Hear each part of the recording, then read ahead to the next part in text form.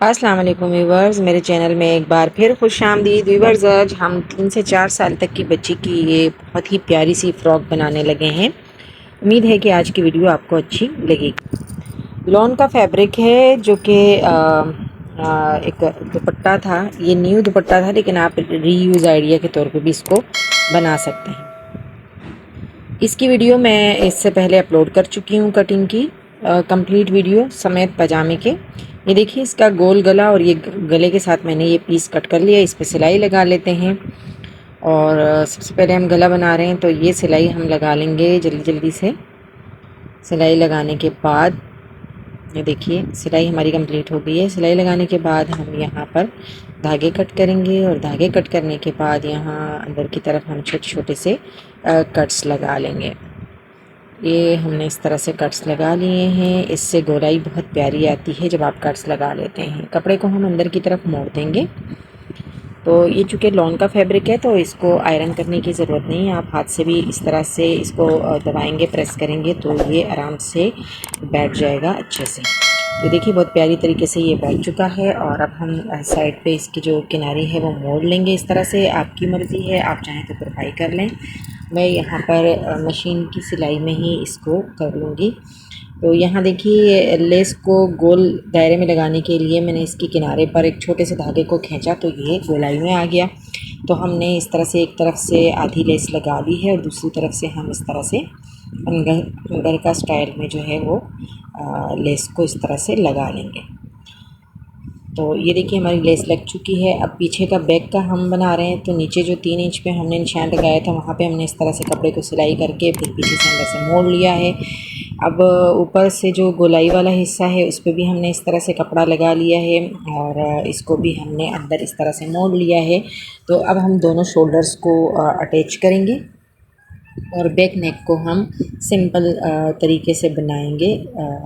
ये देखिए इस तरह से बैक नेक का जो कपड़ा है उसको हमने साइड पे, ये जो फ्रंट नेक है उसके ऊपर इस तरह से ऊपर ओवरलैप करके इस तरह से मोड़ के और सिलाई लगा देनी है। इससे जो शोल्डर्स हैं वो बहुत ज़्यादा सेफ बनते हैं और जल्दी निकलते नहीं हैं। तो ये देखिए इस तरह से हमने दूसरा शोल्डर भी इसी तरह जोड़ना है।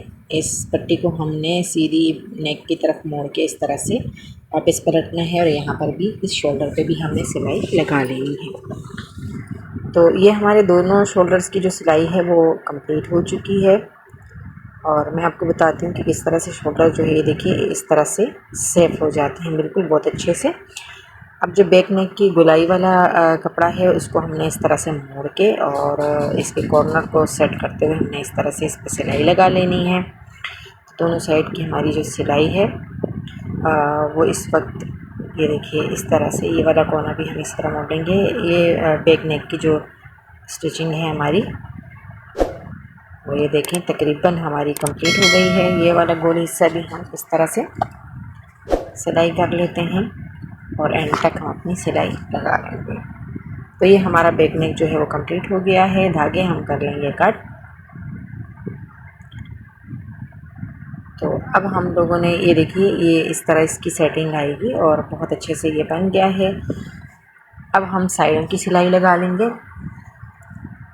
देखिए इस तरह से हमने 1-1 इंच का कपड़ा साइड पे छोड़ा था, तो वही 1-1 इंच का कपड़ा छोड़ते हुए हमने साइड की सिलाई लगा ली है। देखिए इस तरह से साइडों की सिलाई लगाने के बाद अब हम जो है धागे कट कर रहे हैं, और अब हम स्लीव्स तैयार करेंगे। स्लीव्स बहुत चौड़ी हैं क्योंकि इसमें ऊपर भी गैदरिंग आएगी और नीचे भी मैंने इलास्टिक लगानी है। तो इलास्टिक आपने इतनी लेनी है कि वो बच्चे के बाजू के गिर्द ज़्यादा टाइट ना हो, थोड़ी ढीली हो। तो इस तरह से हमने उल्टी साइड पे इलास्टिक को रखा है, और फिर इसको इस तरह से आपने खींच के लगाना है। इस तरह से खींच के लगाने के बाद आखिरी सिरे तक आप जो कपड़ा हमने साइड पे छोड़ा है आप उसको इलास्टिक पर ओवरलैप करके आप इसके ऊपर सिलाई लगा सकते हैं, लेकिन मैं यहाँ पर इसको ऐसे ही छोड़ रही हूँ। तो यहाँ पर हम अब जो स्लीव है, हमारी जो स्लीव है उसका जो स्टाइल है कुछ इस तरह है। अब हम अपनी जो स्लीव है उसको बंद कर लेंगे, सिलाई लगा देंगे। तो ये देखिए यहाँ से हमने सिलाई स्टार्ट करनी है। स्लीव की जो सिलाई है वो लगाने के बाद ये देखिए इस तरह से हम फालतू जो धागे हैं वो कट कर लेंगे। धागे कट करने के बाद देखिए स्लीव को सीधा किया तो कुछ इस स्टाइल से आया है। अब ऊपर का जो हिस्सा है उसमें गैदरिंग डालनी है। तो यहाँ पर हम मशीन का जो बखिया है उसे बड़ा कर लेंगे और बड़े बखिए के साथ हम यहाँ पर स्लीव के जो टॉप है उसके ऊपर हम इस तरह से सिलाई लगा देंगे। तो जितनी गैदरिंग आपने डालनी है वहाँ तक आप सिलाई लगा लें और फिर एक तरफ से भी इसी तरह से एक धागे को खींचते हुए गैदरिंग का जमा कर लें इस तरह से, और दूसरी तरफ से भी धागे को खींचते हुए यहाँ पे गैदरिंग बना लें इस तरह से। तो ये देखिए ये चुन्नट हमारी ऊपर भी आ गई और नीचे भी, और स्लीव का की जो चौड़ाई है वो आपने शोल्डर के मुताबिक रखनी है। तो यहाँ पर आप इसको पहले नाप लें और उसके बाद आप जो है यहाँ पे सिलाई स्टार्ट करें।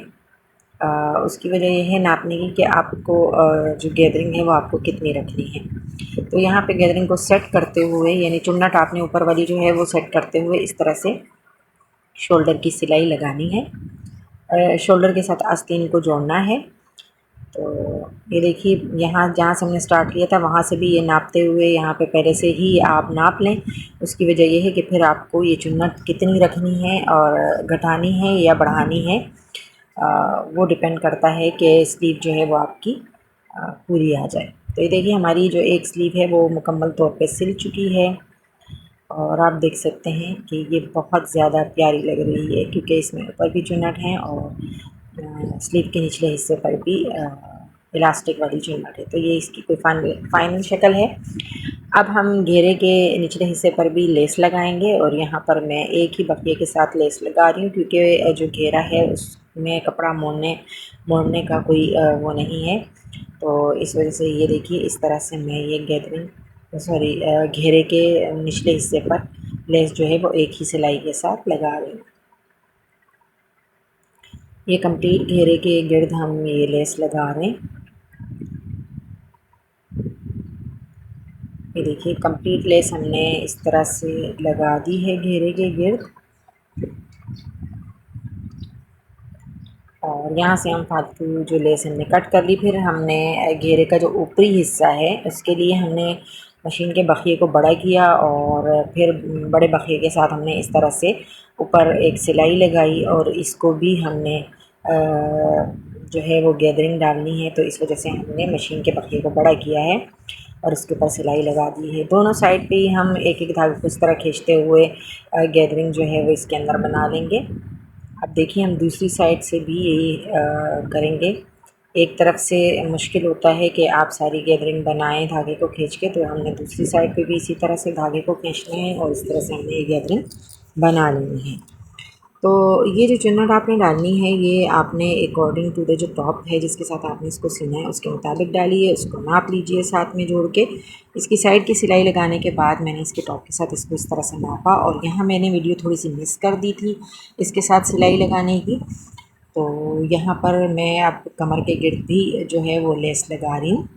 ये फ़्रॉक सिल चुकी है और सिलने के बाद मैं यहाँ पर ये लेस जो है वो ऊपरी वाले हिस्से पर जहाँ पे मैंने चुन्नट डाली है घेरे में उसके ऊपर ये लेस इस तरह से हम लगा रहे हैं। तो ये लेस भी मैंने 2 सिलाइयों के साथ ही लगाई है।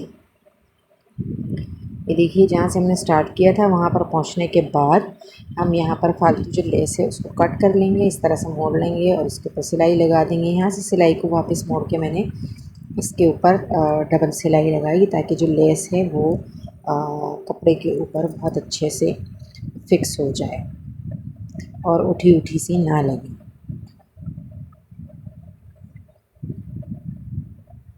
तो ये हमने अपनी जो फ़्रॉक है वो कंप्लीट सी ली है। अब पजामे की बारी है। तो ये देखिए पांचे के जो कपड़ा है इसको हमने इस तरह से 2 दफ़ा मोड़ा और इस तरह से अब हम इसके ऊपर सिलाई लगा लेंगे। सिलाई लगा दोनों पांचों पर हम जो है वो एक एक सिलाई ही लगाएंगे, डबल सिलाई की ज़रूरत नहीं होती इतने छोटे बच्चों के कपड़ों में। तो यहाँ पे हम धागे कट कर रहे हैं और अब हम नेफ़ा बना लेंगे। नेफ़ा भी आपने जो भी नाप रखा है उसके मुताबिक आप नेफ़ा मोड़िए और यहाँ पे हमने छोटी सी जगह छोड़नी है इलास्टिक डालने के लिए। तो इस तरह से हम ये अपना कंप्लीट नेफ़ा बना लेंगे।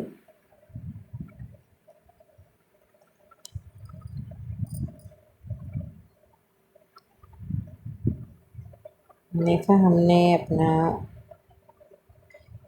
इतना ही बनाना है कि हमारी जो शलवार है या जो पजामा है जो भी हमने उसका नाप लिया है वो छोटा बड़ा ना हो। देखिए यहाँ पे छोटी सी मोहरी मैंने छोड़ दी है इलास्टिक के लिए।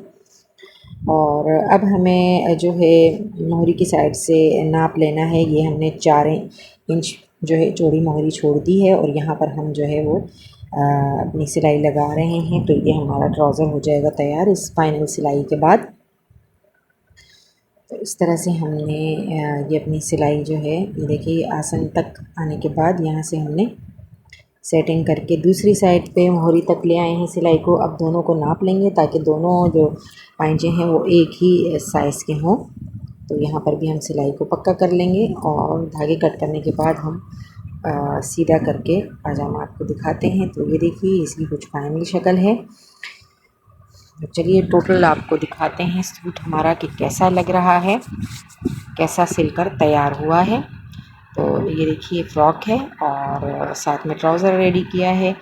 तो ये इसकी फ़ाइनल शक्ल है। अगर आपकी आज की वीडियो अच्छी लगी हो तो वीडियो को लाइक और शेयर करना मत भूलिएगा। चैनल पर नए हैं तो चैनल को सब्सक्राइब कर दीजिएगा।